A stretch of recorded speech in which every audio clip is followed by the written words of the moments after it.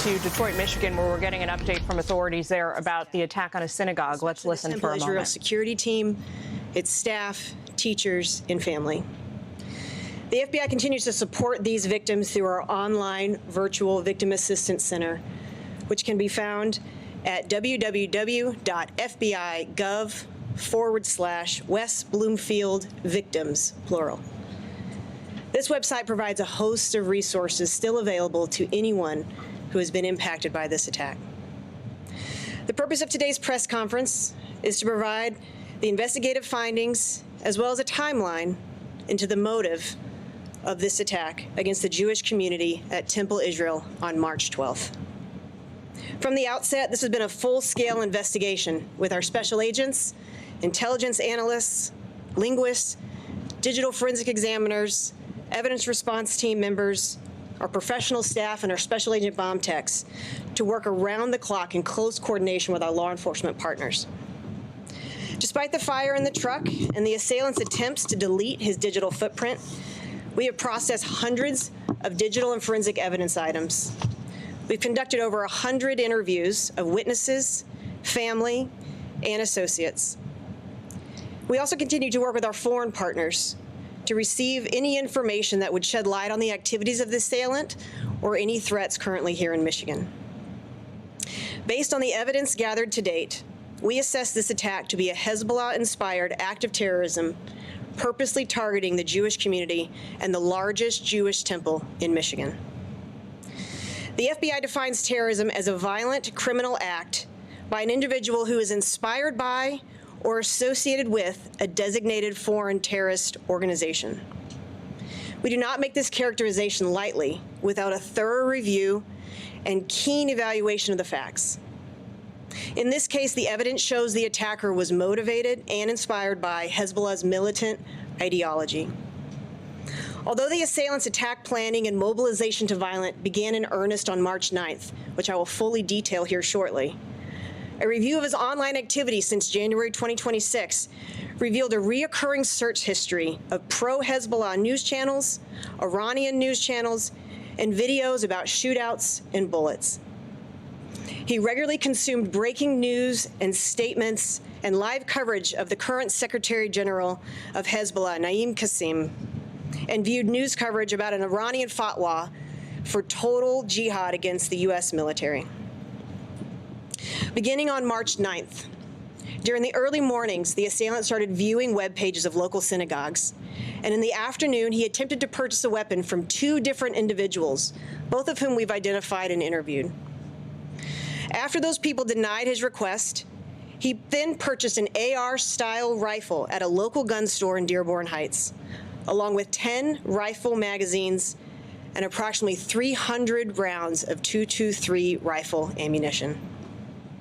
While he was at the gun store, he ordered a rifle magazine pouch as well as 40 5.3-gallon water containers from an online store. After that gun store, he then began researching locations for local fireworks vendors.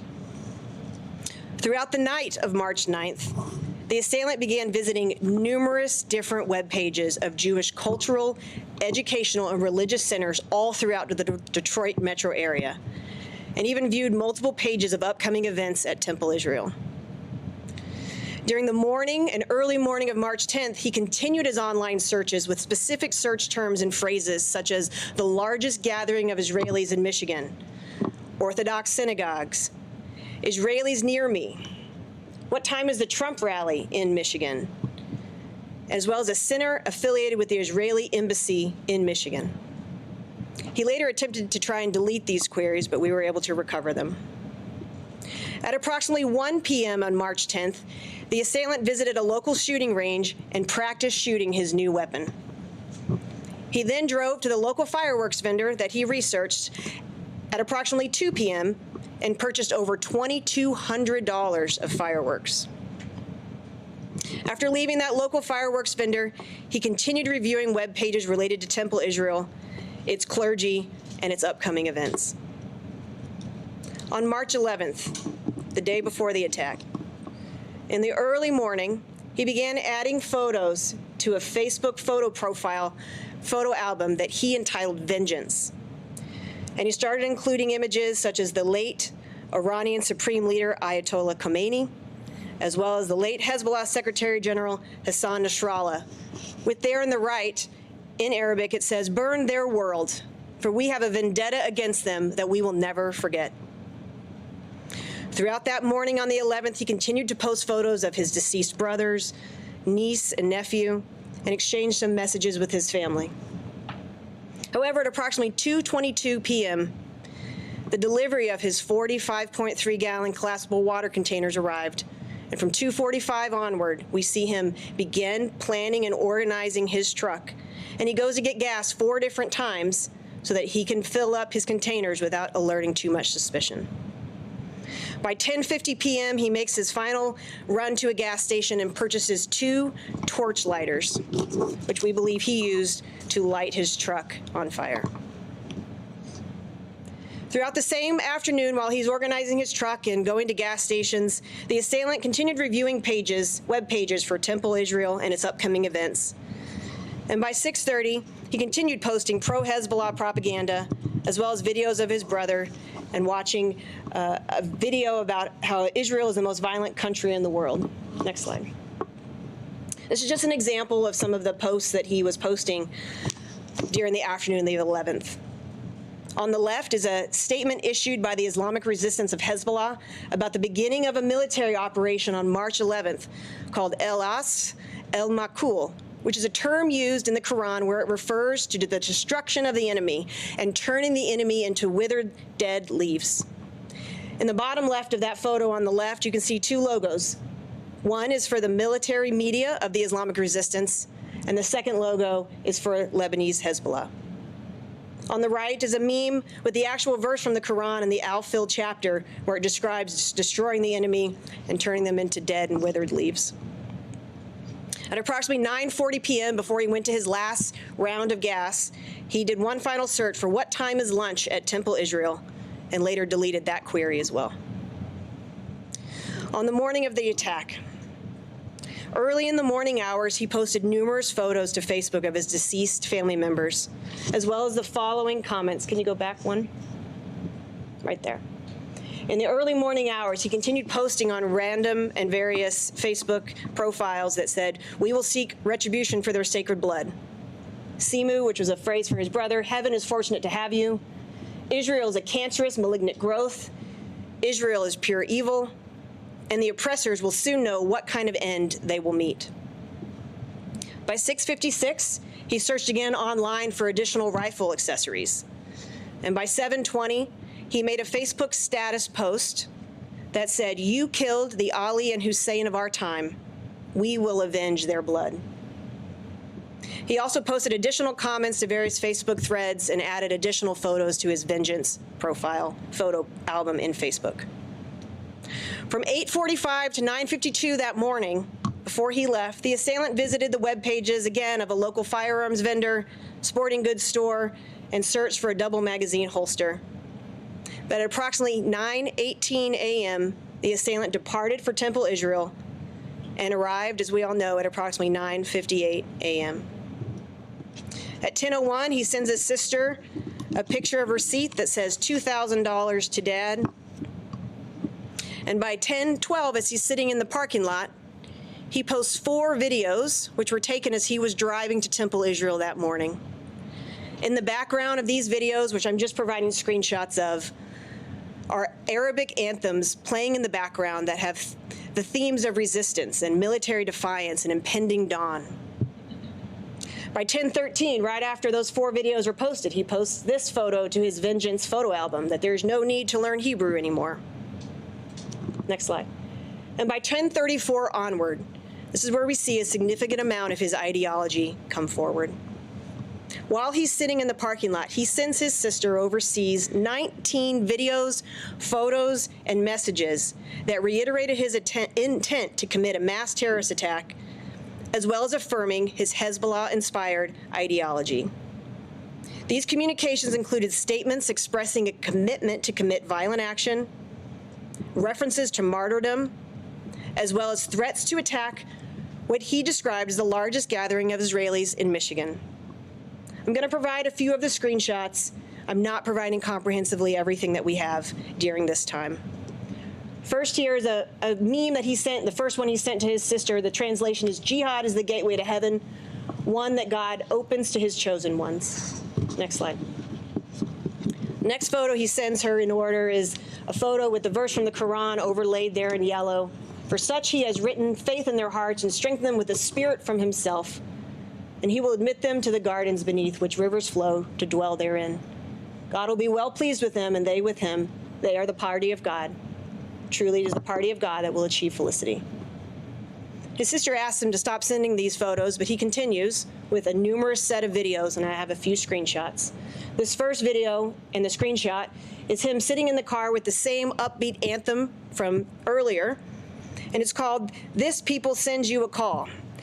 And the chant in the background while he's holding the gun praises the south of Lebanon, the Hezb, the fighters, and those who die for the cause. He displays his weapon at the end of the video and says, "We rely on God." In a second video with the same screenshot, he continues with a chant in the background that encourages one to bomb the enemies and bring death upon them. It also encourages listeners to invade and attack enemy fortresses. The next video screenshot, next video he sends, is him listening to Hezbollah Secretary General Naim Qasem talking, and the Secretary General is saying that the listeners have one of two choices: victory or martyrdom. Qasem praises the Mujahideen in the field for giving the rest of them courage and determination, and the Arabic writing at the top in yellow says, "I remain committed." The bottom video screenshot is a video of him with the upbeat battle song in the background. The song mentions it's time for slaughter and bloodshed, and that it's no time to draw back. While he's listening and recording himself driving, he yells, "Allahu Akbar," and then interrupts to declare his total devotion to God, saying that he is answering the call to heaven. Next slide.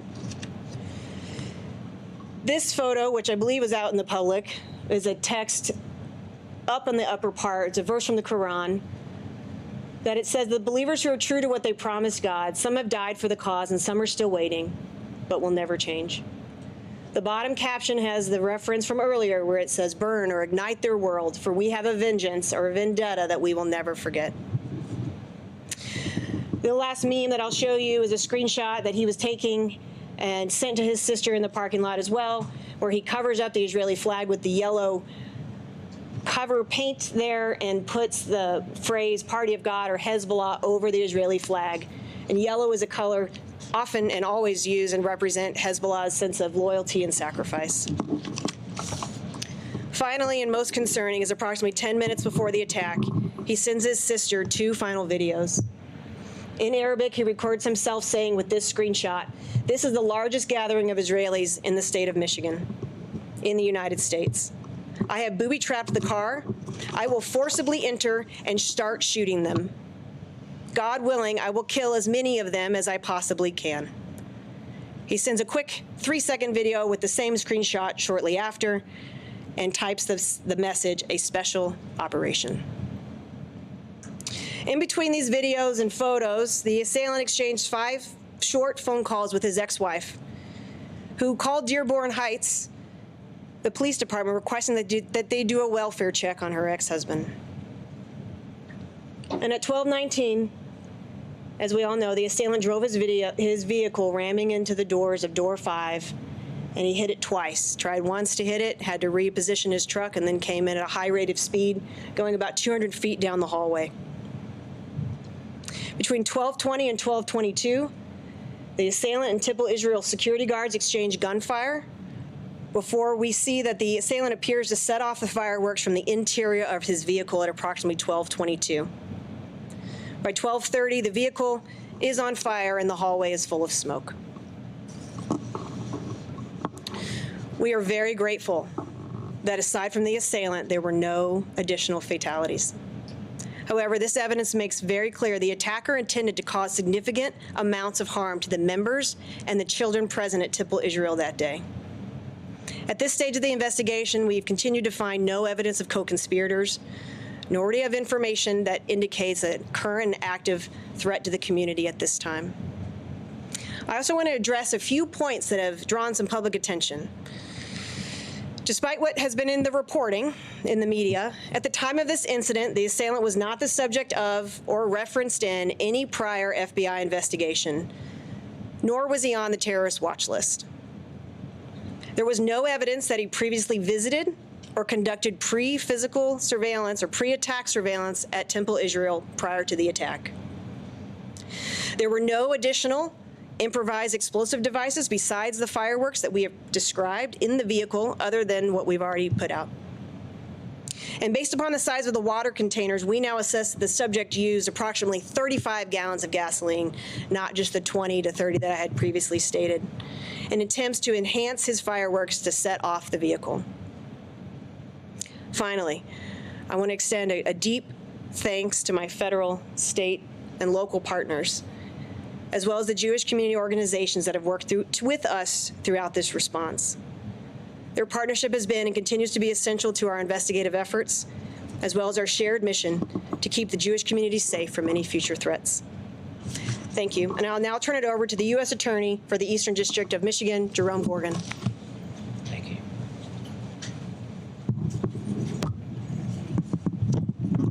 Good afternoon. As Special Agent in Charge Runyon just told you, my name is Jerome Gorgon. I'm the United States Attorney for the Eastern District of Michigan. As the Chief Federal Law Enforcement Officer in this district, it is my job to make final charging decisions for federal crimes like this one. Before I do that, I want to thank SAC Runyon and the FBI for their tireless work on this investigation and their exceptional support of the victims. I also thank our other law enforcement partners for their valuable contributions and leadership. I have seen troubling statements made about this terrorist attack. To be fair, those imprudent claims were made without the benefit of seeing this evidence. But now there is no excuse. After reviewing the evidence that the FBI presented just at this press conference, and had this man lived, I am convinced that my office would prove beyond a reasonable doubt that he committed the federal crime of providing material support to Hezbollah, a designated foreign terrorist organization. Under federal law, terrorism includes premeditated, politically motivated violence perpetrated against non-combatant targets, like the American children he targeted at this Jewish temple. To prove this terrorism crime, there are three parts or elements. First, that this man knew that Hezbollah was a terrorist organization. Second, that he provided material support to Hezbollah. And third, that he did it under Hezbollah's direction and control. First, there should be no confusion. We are in America. We are under and we are protected by American law. And under American law, the U.S. State Department, with President Bill Clinton, designated Hezbollah as a foreign terrorist organization back in 1997. This formal designation followed Hezbollah's 1983 terrorist attack on the U.S. Marine compound in Beirut, Lebanon, where a terrorist killed 241 American service members. So Hezbollah has been a notorious anti-American terrorist organization for decades. Remember that the terrorist from Hezbollah in 1983 drove a truck loaded with explosives into a building to kill Americans. That is exactly what this terrorist did a few weeks ago in our backyard. He methodically planned, armed himself, and then drove an explosives-laden truck into a temple filled with American children. And SAC Runyon showed you just some of the other evidence that he supported Hezbollah. His phone and videos were filled with their terrorist propaganda, including his deliberate use of Hezbollah yellow. Third, this man acted under Hezbollah's direction and control. I've seen some odd attempts to explain away or even lessen this terrorist attack by claiming that he was an isolated lone wolf, but that is misleading.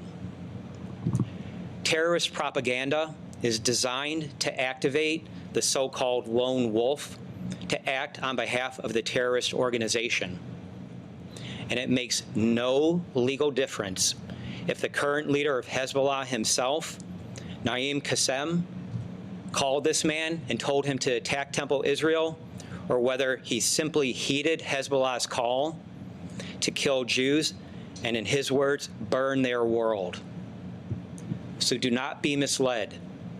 This terrorist acted on behalf of Hezbollah, and he intended to kill others, not just himself. He could have done that in a garage or in his basement. He did not need to plan for days, arm himself, and try to take dozens of Jewish American children with him. His death was just a means or a tool to kill as many Jews as he could. That's why his last statements were that he was on a special operation to kill as many of them as he possibly can. And it's because of the evidence presented today that there is no question that we would prove that this man provided material support to the terrorist organization Hezbollah. Thank you. And now you'll hear from Dale Young, Chief of the West Bloomfield Police Department. Thank you.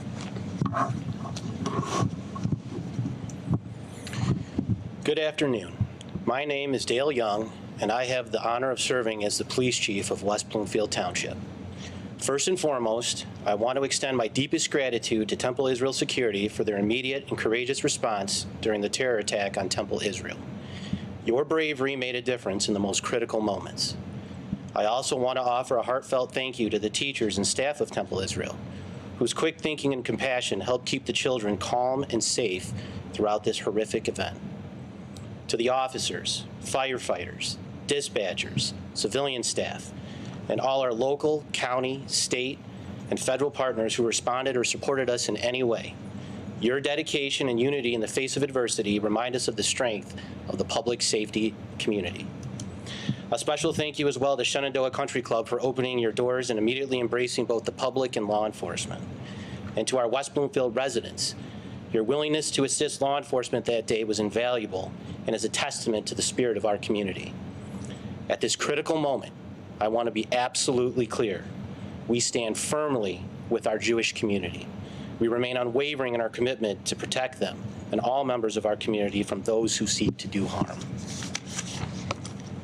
To everyone in West Bloomfield Township, please know that our commitment to your safety is our highest priority. We safeguard this community through constitutional policing, vigilance, and strong partnerships. Your officers are alert, engaged, and ready to respond to any threat. We continue to collaborate closely with our law enforcement partners, gathering intelligence and adapting our operational plans as needed. The West Bloomfield Township Board of Trustees remains dedicated to investing in our professional development and ensuring we have access to some of the best resources in the industry. West Bloomfield Township is and will always be a vibrant, inclusive place to live, work, and visit. Our community is strong, resilient, and united. Together, we will continue to move forward, supporting one another every step of the way. Thank you. I'll now turn over the microphone to FBI Special Agent in Charge, Jennifer Runyon. Okay. Be sure to like and subscribe for all the Fox News latest on YouTube and catch full shows streaming now on Fox One.